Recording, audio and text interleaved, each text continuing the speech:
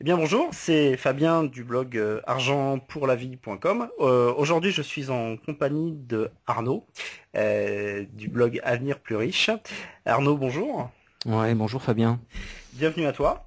Bah, je te remercie. Je suis très content de venir sur ton blog faire une petite interview. J'apprécie énormément. Ah ben, c'est avec plaisir.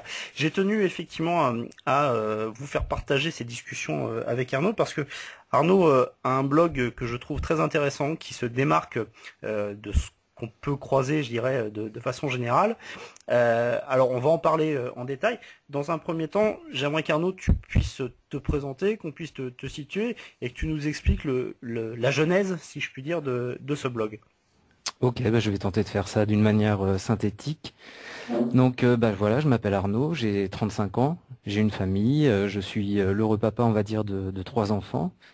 D'accord? Donc qui ont 7, 4 et 1 an, là, le petit dernier. Et je travaille dans la fonction publique, voilà, sans rentrer dans les détails de mon métier. Très bien. Donc c'est quelque chose, voilà, moi j'ai une vie qui est assez sympathique à vrai dire. Je trouve que je suis plutôt bien installé dans la vie, les choses se passent bien. Mais il y avait un sujet pour lequel j'ai une passion, mais depuis très longtemps. Et j'ai jamais, comment dire, travaillé vraiment le sujet avant de m'y mettre. Il y a maintenant à peu près 2 ans, je dirais en septembre de mémoire, septembre 2010 ou en bouquinant, en allant sur Internet, en allant voir quelques blogs, je me suis dit, j'ai eu en sorte un déclic et je me suis dit, mais les finances personnelles, c'est mon truc. Je connais pas mal de choses sur le sujet, je m'y intéresse énormément. Même sans avoir trop réfléchi au sujet, bah disons que quand j'avais 25 ans, j'ai acheté ma maison, je commençais déjà à épargner un petit peu. Mais ouais, la révélation, ouais, c'était à mes 33 ans et je me suis dit, mais je peux aller plus loin et je peux gagner en indépendance financière. Voilà, l'objectif, le réveil que j'ai eu, c'est que je me suis dit que je pouvais gagner en indépendance financière et voir ce que ça pouvait m'apporter de travailler cette démarche-là. Voilà. D'accord. Donc au départ, c'est par la lecture, par une réflexion personnelle que tu es arrivé vers le blogging. Ouais, complètement. Ouais, ouais. C'est la lecture, ouais, c'est venu. En fait, j'ai lu un livre. Bah, j'étais abonné à un magazine sur les finances depuis quelques années. Mhm. Mais voilà, en fait, ce magazine-là, je le survolais, je prenais les sujets qui m'intéressaient, je rentrais jamais vraiment dans le cœur du sujet parce que, voilà, pas le temps et puis vraiment pas le déclic de me dire que j'étais capable de faire des choses plus importantes pour moi, pour ma famille et construire des vrais projets financiers ou des choses qui pouvaient être inaccessibles financièrement à mes yeux à cette époque-là. Ben, grâce au travail que j'ai fait depuis, ça me semble possible, quoi. Et en fait, je suis quelqu'un, je pense, d'extrêmement indépendant depuis tout le temps. Et l'indépendance financière, c'est encore un autre sujet. Et, euh, et je me suis dit, j'ai envie de creuser ce sujet-là et j'ai envie de me perfectionner dans ce sujet-là. Donc la lecture du livre que j'ai lu, c'est ben, le livre qui m'a quand même pas mal motivé au début. C'est Stratégie de prospérité de Gene Rohn. Mhm. Que j'ai pas lu. Et, ouais, ouais, bah, je sais que je l'ai fait lire à certaines personnes qui m'ont dit non, j'ai pas accroché sur le livre. Après, peu importe. Moi, ce livre, il m'a fait écho. Il y a des choses qui m'ont, notamment au niveau de la formation, quand on arrive à 33 ans, en fait, enfin, moi, j'ai fait la fac un petit peu, j'ai eu un doc de géographie, et après, je suis rentré dans la vie active. Et donc j'ai travaillé tout ce temps-là. Et, et tout au long, on a tendance à se dire, tiens, la formation, bah, finalement, c'est plus pour nous, c'est plus, on n'a plus besoin de lire certains trucs, on n'a pas besoin de se mettre à l'anglais, voilà, on travaille et tout ça. Mais moi, ça me convenait pas. En fait, je m'aperçois que j'ai besoin énormément de me former.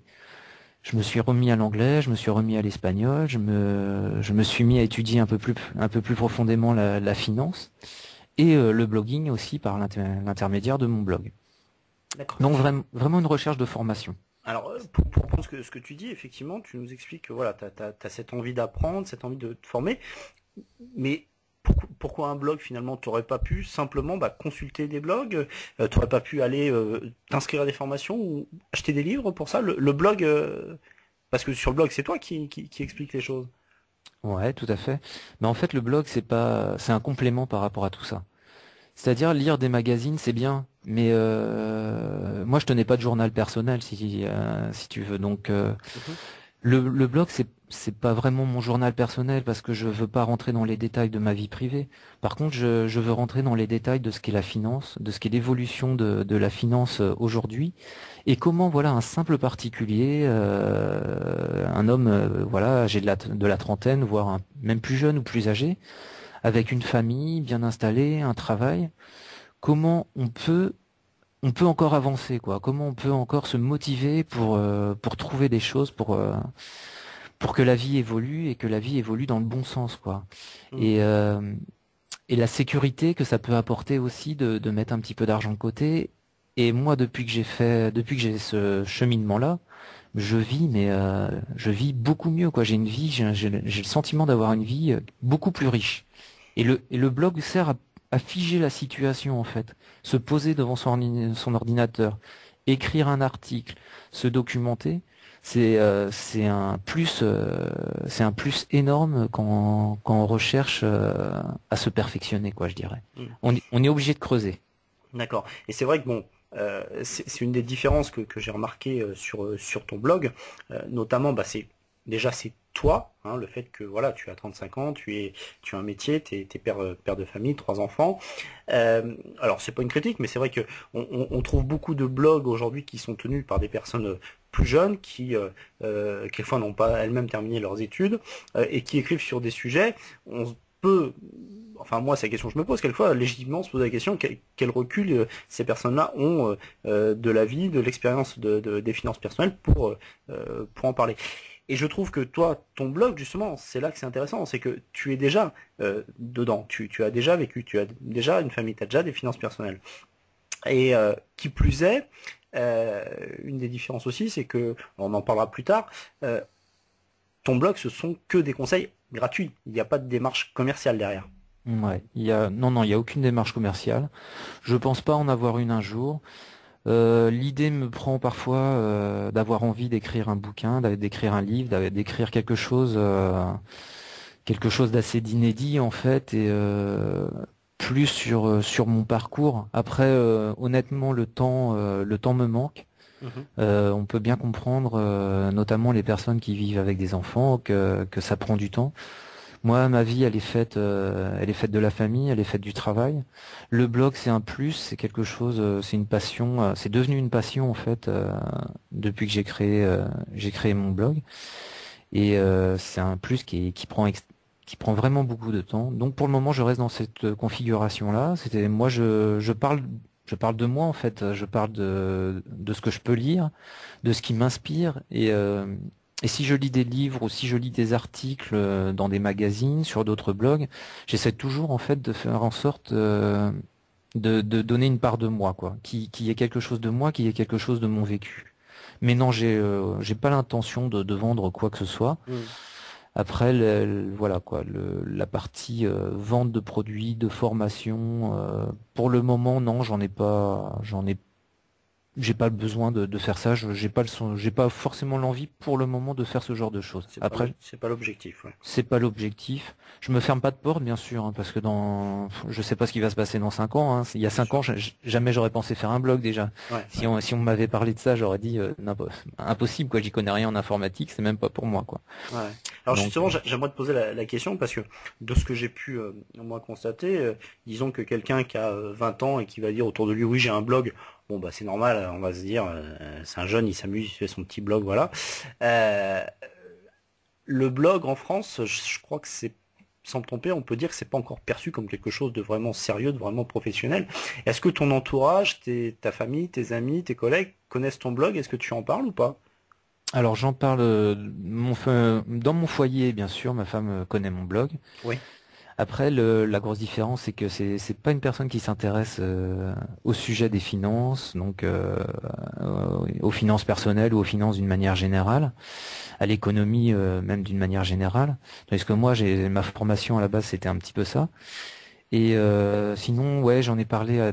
Je ne m'étends pas sur le sujet au travail. J'ai pas forcément envie que mes collègues de boulot connaissent mon activité extra-professionnelle. Donc, j'ai un collègue, oui, à qui j'en ai parlé, qui est super encourageant parce qu'il est entre guillemets, si on peut dire, admiratif de voir que je suis passé à l'acte et que j'ai fait tout ça, me connaissant et connaissant la charge de travail qu'on a aussi professionnellement. Donc c'est plutôt un bon retour que j'ai de sa part. Bon après j'en doutais pas, hein, c'est un très bon collègue, c'est un ami, donc j'en doutais pas. Après non, dans mon entourage j'en parle pas, très peu. J'ai un petit beau-frère à qui j'en ai parlé qui fait une école de commerce, donc je savais qu'il était intéressé par le sujet. Et, euh, et voilà quoi, tout simplement. Non, je reste très discret sur cette activité. Ouais, et parce que notamment, bon, je vois même de mon côté, hein, si on évoque le principe de l'indépendance financière, je sais pas justement les quelques personnes à qui tu as pu en parler, euh, quel écho cela a, euh, mais quelquefois on peut avoir un retour du type, oui, tu es utopiste, l'indépendance financière, c'est pas ça, c'est tu vas travailler, tu travailles jusqu'à l'âge de la retraite et puis voilà. Exactement, ouais. Non, non, le retour, il y a beaucoup de personnes qui perçoivent l'indépendance financière comme quelque chose d'impossible. Moi, l'objectif, c'est de devenir indépendant financièrement. Après, peut-être que je ne le serai pas en totalité. Mais si j'arrive, l'objectif du blog, l'objectif de mon travail, en fait, quand je me documente au niveau des finances et de mes investissements, c'est de pouvoir générer des vrais revenus passifs. Le blog n'est pas un revenu passif, hein. On est bien d'accord, c'est un revenu très actif pour ceux qui ont des revenus. Ouais. Mais non, moi, c'est me générer des revenus passifs. Alors, je le ferai par l'immobilier. Bon, je suis actuellement propriétaire de ma résidence principale, Mhm. mais j'envisage très sérieusement d'investir dans l'immobilier. Et c'est pareil, je suis un observateur pour le moment. J'ai pris mes contacts auprès d'agents immobiliers Mhm. et j'ai fait quelques visites. Voilà, j'ai pas trouvé le bien qui me parlait, mais qui rentrait dans mes critères, en tout cas d'investissement. Donc c'est un premier levier, l'immobilier pour devenir indépendant financièrement, et c'est jouer à fond l'effet de levier du crédit. En- D'accord. Ensuite, j'ai le second levier qui est la bourse. Et la bourse, j'ai eu une très mauvaise expérience dans les années 2000. Ouais. J'ai perdu beaucoup T'es pas le d'argent. seul a priori. Ouais, je pense qu'on est assez nombreux. Et j'ai tout lâché du jour au lendemain. Et en fait, je reviens maintenant plus de 10 ans après sur la bourse. Mais cette fois, je suis armé, quoi. J'ai du vécu. Je sais exactement ce que je veux faire de mon argent. Je sais exactement dans quelles conditions je souhaite l'investir. Et là aussi, en fait, la bourse me permettra d'avoir des revenus passifs. D'accord. Notamment grâce au rendement des actions, aux dividendes. Et pour le moment, c'est ma ligne de conduite au niveau de mes investissements boursiers. Quand j'aurai assez de capital, je pense que j'irai chercher un petit peu plus loin dans la technique et dans l'approche des finances au niveau boursier. Mais pour le moment, j'ai besoin de me constituer un capital boursier avec des valeurs dans lesquelles je crois. Voilà. Hmm. D'accord. Donc, si je résume un petit peu ce qu'on a dit depuis le début de cette conversation, effectivement, pour toi, le blogging aujourd'hui, c'est plus un livre ouvert que tu écris au jour le jour, où tu vas livrer d'une part tes réflexions, tes analyses, tes découvertes aussi en matière de gestion et de finances personnelles et de finances tout court. Mais le blog n'est pas le pilier sur lequel tu vas t'appuyer à proprement parler pour générer du revenu. Tu vas plus aller chercher les effets de levier sur l'immobilier et là on parle plus difficilement d'effet de levier, mais et sur tes investissements en bourse également. C'est comme ça que tu perçois à terme ton indépendance financière. Alors, oui, pour le moment, c'était comme ça que je l'apercevais. Ouais. Et donc, mais il y a eu des petites évolutions en fait. Mhm. Parce que je me suis rendu compte, parce que mon blog, voilà, je l'ai créé en février 2011. Mais je l'ai tout de suite arrêté, comme j'ai pu l'expliquer une fois dans un article, parce que voilà, j'ai eu la naissance de mon troisième enfant, et comme je partais de zéro en informatique, ça m'a donné énormément de charge de travail, Ah et ouais, avec l'arrivée du troisième, difficile, je quoi. te crois volontiers. Mais en fait, c'était plus fort que moi. J'avais toujours cette idée en tête, et en octobre, ouais, je me suis remis à bloguer cette fois. Et cette fois-là, je l'ai fait connaître. Et ça aussi, ça a été une étape pour moi, c'est d'exposer un petit peu plus publiquement ce que je pensais et de jeter sur la place publique en fait mes écrits, mes pensées et mes investissements. Et ça, il y a un cap à franchir mine de rien. Bah, pour moi, ça a été un cap à franchir. D'accord, alors justement pour en venir un petit peu Et plus sur. Excuse-moi, t'avais pas fini, vas-y. non, non, c'était juste pour finir sur la question. Et le blog, en fait, j'ai dit, je m'aperçois maintenant avec quelques mois de travail sur mon blog une satisfaction aussi au niveau des lecteurs. Il y a pas mal de lecteurs, pas mal de gens qui commentent. J'ai pas mal de commentaires hors blog, pas mal de gens qui me contactent, donc ça c'est un vrai bonheur. Mm. Et, euh, et ben mine de rien, quand on tient un blog, on s'aperçoit que quand on met un petit peu de publicité, on met un petit peu de trucs, il y a des revenus qui peuvent se dégager. Donc oui, je vais aussi profiter du levier du blog D'accord. pour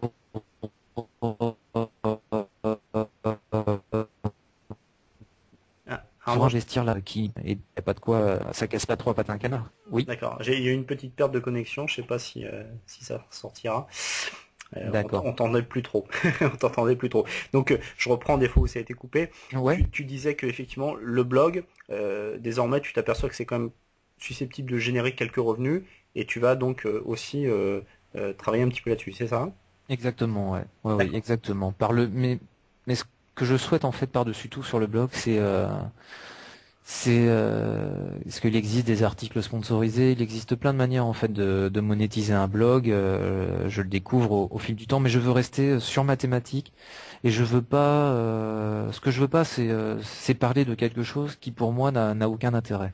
Donc quand je décide d'écrire quelque chose, un article sur un article sponsorisé en fait sur une boîte, sur un site internet. Je le fais parce que voilà, je me suis renseigné sur ce site et je suis convaincu que ça peut apporter quelque chose à quelqu'un. Mais Hmm. sinon, sinon j'écris même pas, je prends pas la peine d'en parler. C'est un peu comme les lectures en fait que je peux avoir. J'ai lu des livres. Il y a des livres, jamais j'en parlerai sur mon blog. Hmm. Voilà, à mes yeux, il n'y a pas d'intérêt, même si certaines personnes vont trouver un intérêt. Moi, j'en trouve pas. Donc voilà, le but c'est pas ça. C'est pas de proposer des livres, de proposer des livres, non, c'est de proposer les livres qui m'apportent quelque chose. Hmm. Très bien. Alors justement pour en revenir encore un peu plus sur le blogging, peut-être pour un petit peu tordre le cou à une idée reçue que je croise assez régulièrement. Euh, Tenir un blog, c'est du travail ou alors c'est un truc facile, on fait ça en dilettante de temps en temps. Non, non, ouais. C'est clair que tenir un blog, bah, comme toi, j'entends parler de gens qui disent voilà, ouvrez, créez votre blog, c'est génial, c'est quelque chose qui va vous apporter beaucoup d'argent pour très peu de travail. C'est 1 heure à 2 heures par jour et puis c'est tout quoi. Mais non, non, un blog c'est beaucoup de travail. C'est beaucoup d'investissement déjà pour comprendre comment fonctionne la technique d'un blog quand on n'est pas informaticien à la base ou quand on n'est pas formé au web. Et ensuite le contenu, mais un contenu, voilà, ça s'invente pas. Si on veut créer un blog qui est de la qualité, qui veut dire quelque chose, eh ben avant d'écrire un article, on se documente, on essaie d'avoir des chiffres, on essaie d'aller voir les bases de données de l'INSEE, de certains ministères qui donnent des statistiques, on essaie d'enrichir ces statistiques et puis surtout de se les approprier pour les retranscrire à ce qu'on vit, ce qu'on a vécu, quoi. Donc non, c'est un travail énorme. Et c'est une disponibilité, c'est assez importante. Et quand on s'engage dans le blog, on s'imagine pas à quel point ça peut être chronophage, quoi. Hmm. Ouais, donc au final, le blog tel qu'on le voit, c'est la partie émergée de l'iceberg, quoi, finalement. Ah ouais, complètement, ouais, ouais, parce qu'avant il y a une masse de travail, il y a une masse de travail importante. Après, on a envie de proposer. Moi, je sais que sur mon blog, j'ai envie de proposer des liens vers d'autres blogs qui sont sur la même thématique, qui peuvent intéresser les lecteurs. Donc, ça fait un échange. Après, faut contacter les autres blogueurs pour voir s'ils sont d'accord. Faut créer de l'échange. Tout ça, c'est du temps à passer via le mail, via la messagerie, via Skype pour discuter avec eux. Hmm. C'est un échange, c'est beaucoup de temps. Après, techniquement, c'est savoir ce qu'on veut mettre en avant sur son blog, si on veut mettre les articles les plus lus, si on veut mettre les commentaires des personnes en avant. Il y a tout un travail d'aménagement aussi, d'agencement en fait, de la présentation du blog. Hmm. Mais en revanche, comme on le disait au début de conversation, pour s'approprier une culture financière, ça reste un moyen exceptionnel. Ah, le blog, c'est génial pour ça parce que quand on a affaire à des blogueurs qui parlent de leur expérience, ça prend, à mes yeux, moi, ça prend une autre dimension. Parce qu'on n'est pas dans la personne qui cherche à vendre une assurance vie, qui cherche à vendre un produit. On est dans le cadre d'une personne voilà qui a fouiné, qui a cherché, qui s'est documenté et qui passe à l'acte. Voilà, moi avant de prendre mes assurances vie, la première assurance vie que j'ai prise, je l'ai prise un peu comme ça au hasard. C'était pour créer une épargne pour les études de mes enfants. Ouais. Sauf qu'au final, elle est pas au top au niveau du rendement du fonds en euros, tout ça. Par contre, quand je me suis bien plongé sur le sujet, j'ai pu comparer pas mal d'assurances vie. Donc ma deuxième assurance vie là, par contre, qui pour moi me servira pour mon indépendance financière, pour ma retraite éventuellement, pour des gros projets. Cette assurance vie là, ouais, je l'ai choisie en connaissance de cause et j'en suis extrêmement satisfait, quoi. Et Hum. le rendement du fonds est super bon, du fonds en euros est super bon depuis déjà plusieurs années, 8-9 ans. Il propose des fonds actions de grande qualité, donc c'est indispensable dans une assurance vie. Donc tout ça, c'est un travail qu'on a en amont pour se documenter et faire les bons choix. Et le blogueur qui parle de son expérience, il va parler de ça. D'accord. Alors, deux questions, Arnaud, peut-être pour terminer.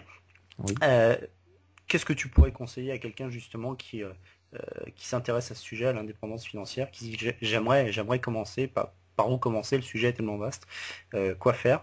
Et deuxième question, si tu t'es fixé un objectif en termes de timing, de temps, pour ton indépendance financière. Alors pour répondre à la première question, pour une personne qui débute, mais qui débute à 100% dans les finances personnelles, Mm. la première chose à faire, c'est déjà de se créer une épargne de précaution, quoi. C'est indispensable, c'est ce qui est ressassé dans tous les livres, sur tous les blogs, et à mes yeux, c'est une vérité.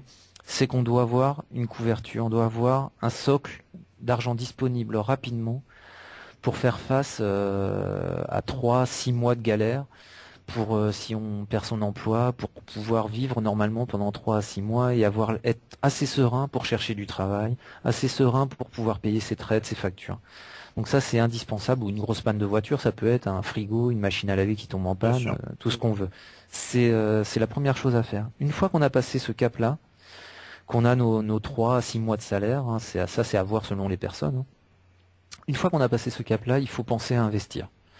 Et à investir, c'est voilà. On a plusieurs choix, l'immobilier, la bourse, l'assurance vie. Après, soit on veut prendre des risques, soit on veut pas prendre de risques. Mais moi j'ai tendance à dire plus on est jeune, plus on peut prendre de risques si on a une vision concrète de ce qu'on veut faire, si on a une vraie stratégie sur le long terme. Prendre du risque sur le long terme, moi c'est ce que je fais. C'est pas quelque chose qui me fait peur, bien au contraire. Et même si le marché est très difficile, le marché action est très difficile, que ce soit au niveau français, mais au niveau international aussi, peut-être un peu moins aux États-Unis actuellement, c'est d'avoir une vision et de prendre des risques. Plus on est jeune, plus on peut se permettre de prendre des risques, tout en investissant, pardon, régulièrement. Ça, c'est l'une des clés les plus importantes. Il faut investir régulièrement. Tous Mm. les mois, on doit se payer en premier. Et le volet suivant, c'est développer ses revenus. Et développer ses revenus, c'est vendre des objets qui nous sont plus utiles. Dans mon cas, c'est un blog aussi. Je m'aperçois que oui, je peux développer des revenus avec mon blog. Et, euh, et c'est cet aspect-là. Mais il y a plein de gens qui pourront être des entrepreneurs dans l'âme et qui pourront dans l'âme, pardon, et qui pourront se lancer dans la création d'une société physique, hein. Et quand on s'intéresse au sujet, on s'aperçoit que c'est à l'infini, quoi. Rien ne nous empêche de faire quoi que ce soit. Faut passer à l'acte et faut foncer, quoi. Mm. Très bien. Et je signale d'ailleurs notamment que sur ton blog, je crois que c'est dans la rubrique budget, si je dis pas de bêtises, où il y a toute une série d'articles justement de bon sens sur l'ensemble de ces sujets. Exactement. Ouais, ouais. J'ai essayé de retracer un petit peu des conseils pratiques et utiles, quoi. Surtout des conseils Mm. pratiques et utiles pour des personnes qui veulent se lancer dans les finances personnelles et qui ont pour ambition de dégager ou d'avoir une certaine indépendance financière. Mm. Et justement, ton indépendance financière, est-ce que tu t'es fixé donc une date ou bien tu te laisses un peu porter, si je puis dire, enfin le terme ne convient pas, mais au fur et à mesure de tes découvertes, au fur et à mesure que tu accrois tes connaissances financières. Ouais, bah c'est exactement ça. Je me laisse porter pour le moment. Je me suis pas dit. Je pense avoir un objectif secret qui est en moi, qui est dans ma tête, quoi. Et j'ai mes outils. Je suis en train de travailler pour me créer mes outils qui vont me permettre d'atteindre cet objectif. Mais je préfère pas parler parce que pour le moment, il y a rien de concret. Mais mes lectures, mes connaissances et que je suis en train de travailler, au fil du temps, me permettent de penser que oui, je peux aller beaucoup plus loin que ce dont je suis en train de faire, quoi, de ce que je fais actuellement. Et pour le moment, je me laisse porter parce que je vais de bonne surprise en bonne surprise. Voilà. Tant mieux, tant mieux. Tu nous rappelles l'adresse de ton blog? Alors donc mon blog c'est www.avenir-riche.fr et je vous invite à laisser vos commentaires et vos remarques dessus bien sûr. Alors bien sûr, je vais mettre les coordonnées de ton blog juste en dessous de cette interview. Arnaud, je te remercie beaucoup de nous avoir accordé un petit peu de ton temps au milieu de ta vie de blogueur et de papa bien chargé. Et puis il me reste à te souhaiter une très très bonne continuation dans ton aventure vers l'indépendance financière. Eh ben, Fabien, je te souhaite exactement la même chose et longue vie à Argent pour la vie. Merci. Et je sais que c'est beaucoup de travail pour nous, donc non, c'était avec plaisir cette interview. Merci à toi. Ça marche Arnaud, à bientôt. À bientôt.